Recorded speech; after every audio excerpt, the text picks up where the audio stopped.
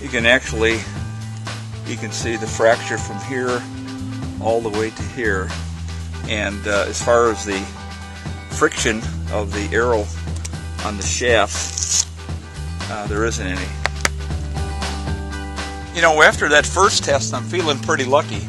So what I did is taken the leg bone, lower leg bone called the humerus, that's just below the shoulder blade to scapula, and I'm going to hit it right about, hopefully here, and this is the thickest, hardest, densest bone in the upper shoulder, and it could very easily be hit accidentally on a chest shot.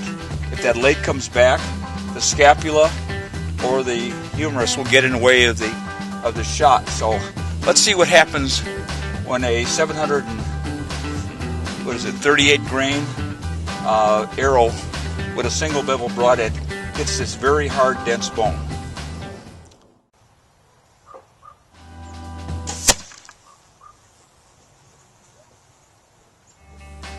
This is impressive.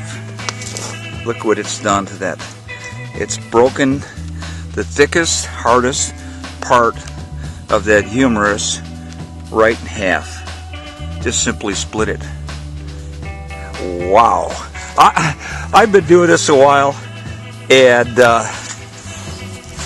I got to admit, even I'm impressed. I had to actually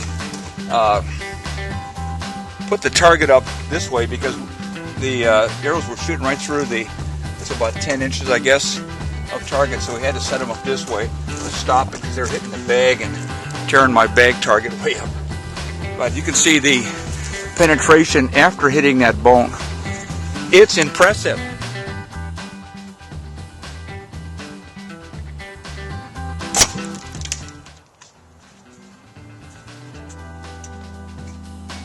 Well, that tells us a lot right there, doesn't it? I've got to admit, this is impressive. I don't know if you can see that fracture right here. There's the entrance hole, and you can see the obvious friction on the shaft. Is not very much. It did break the knockoff. It hit so hard, but you can see the fracture point. This is incredible.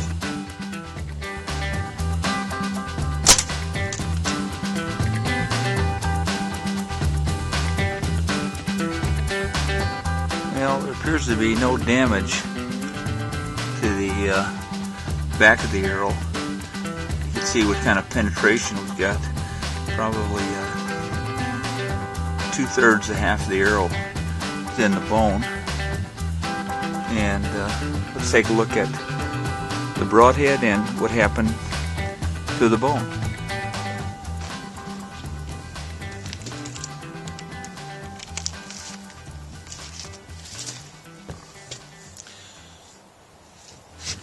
So here we have it, and you can see what the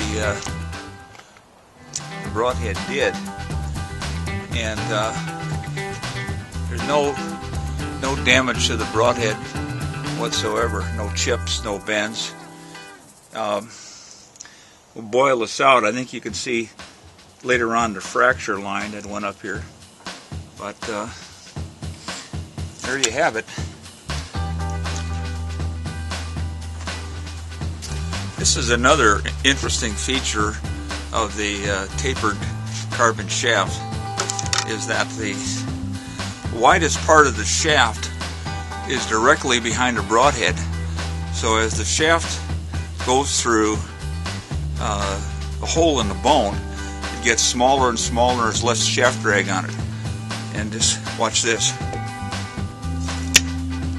Thought that would be, that's kind of an interesting feature.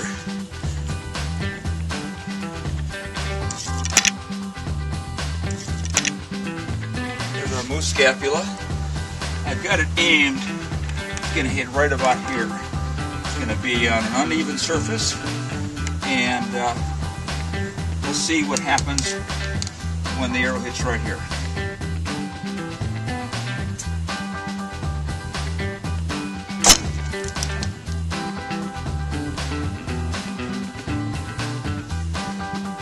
Well, there you have it. Cracked it all the way up to the top, and the penetration is significant.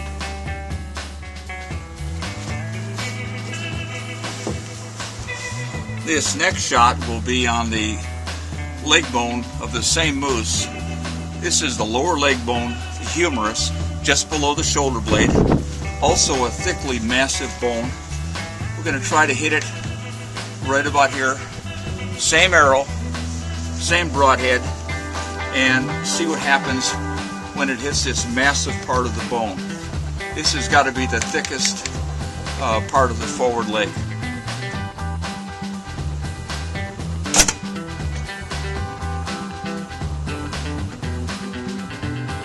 Well, here's what 938 grains with an Ashby head can do to a bone.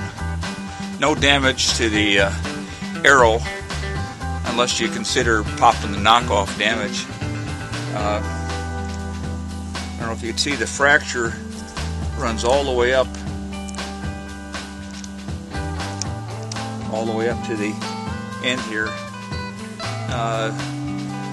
Now some minor chips to the blade. You can't even see them. No damage to the shaft, and that's again a 23% FOC, 938 grains out of a 70-pound bow. Pretty impressive.